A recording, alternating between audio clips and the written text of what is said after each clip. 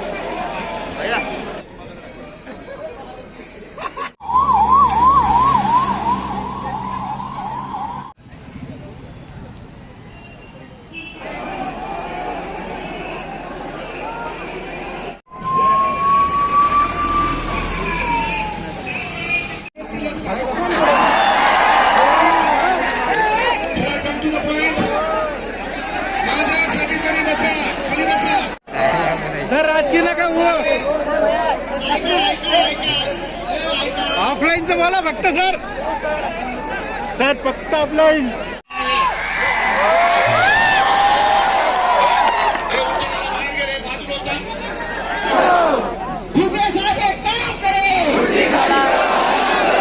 प्रशासनामध्येच काही दलिंदर भाडे बसलेले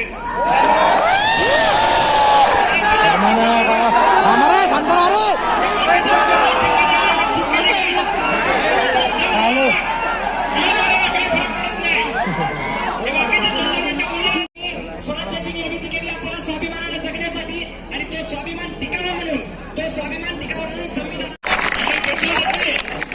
त्याच्या बदले आम्हाला काय भेटलं? महाराष्ट्राचे मुख्यमंत्री म्हणले हे लोक अराजक आहे, यांना संविधान माहिती नाही, संविधान हातात घेऊन चालतोय आणि सोबत असणारे मुख्यमंत्री साहेबांना विचारायचे सकाळी 5 वाजता संविधानात पुढे लिहिलं होतं की शपथ घेऊ शकता। आणि भाजपचे जे प्रेसिडेंट आहे नितीन नबी, ते थोड्या दिवसाआधी बोलले की जे लोक जंतर मंतरवर आहेत ते कॉक्रोच आहेत, ते व्हायरस आहेत आणि व्हायरसचा खात्मा आमचे कार्यकर्ता करतील। तर या देशात जेव्हा जेव्हा मुलं विद्यार्थी परीक्षेचा मुद्दा उठवतात, बेरोजगारीचा मुद्दा उठवतात, त्यांना हे सरकार व्हायरस म्हणून बघते। तर या सरकारला मला फक्त एकच सांगत आम्ही व्हायरस नाही, आम्ही वॅक्सिन आहे।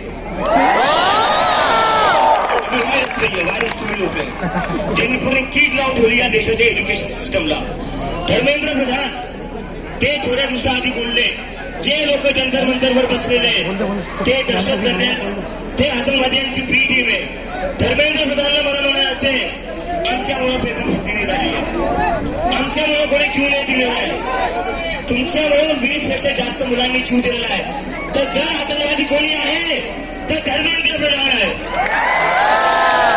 तुमच्यावरती संभाजीनगर शिवाय हे आंदोलन पुढे जाणार नाही। तर माझी फक्त एकच विनंती आहे, सगळ्या लोकांनी इथून जितका वेळ तर होत नाही तितक्या वेळेसाठी तुम्ही जंतर मंतरला यावं, तिथं थांबावं। देश बदलायचा, आपल्या सिस्टम बदलायचा आहे। देश आणि सिस्टम फक्त या देशातला युवाच बदलू शकतो।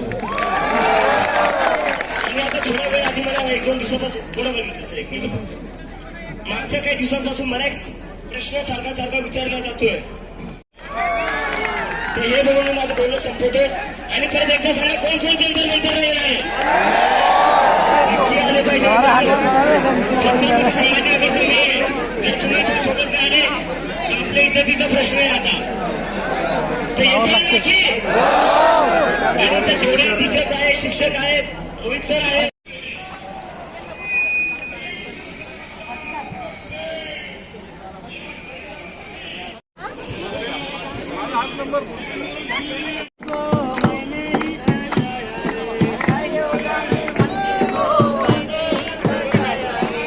असं